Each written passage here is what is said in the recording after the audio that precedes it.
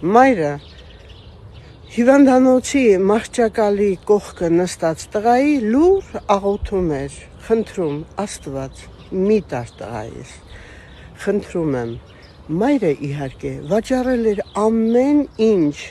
իր ունեցվածքը ընդհանրապես բավարարել էր մի չնչին գումար տղայի առողջությունը վերականգնելու համար, նրան պետք էր բարդ վիրահատություն, տղան միացված էր սարքավորումներին և միայն սարքավորումների ձայնն էր կամաց տուկ-տուկ անում, իսկ մայրը լացակումած խնդրում էր և աղոթում, իհարկե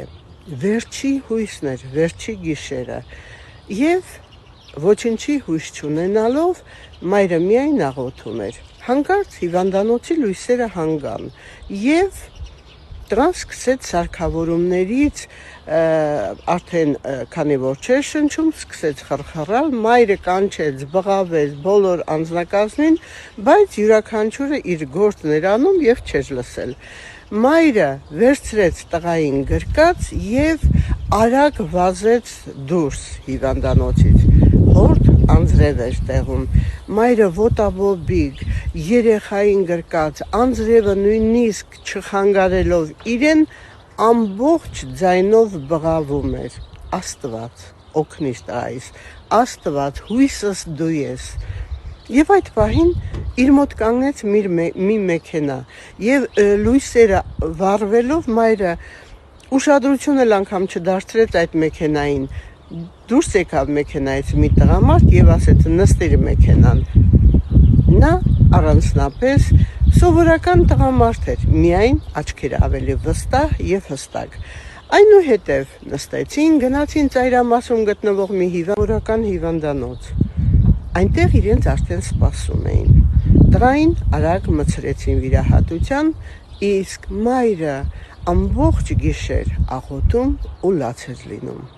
առավոտյան երբ արևը սկսեց փայլել, տղամարդը եկավ, բռնեց կնոջ ձեռքը և ասեց. տղատ կապրի։ Կինը ուզեց շնորհակալություն հայտնել և տեսավ այդ տղամարդը արդեն հեռացավ, գնաց բուժքույրերին հարցնելու ով է այդ տղամարդը, ոչ ոք չգիտեր այդ տղամարդը ով է, բայց ասեմ ձեզ, որ բուժքույրը ասեց, այդ տղամարդը հայտնվում է այն ժամանակ, երբ արդեն հույս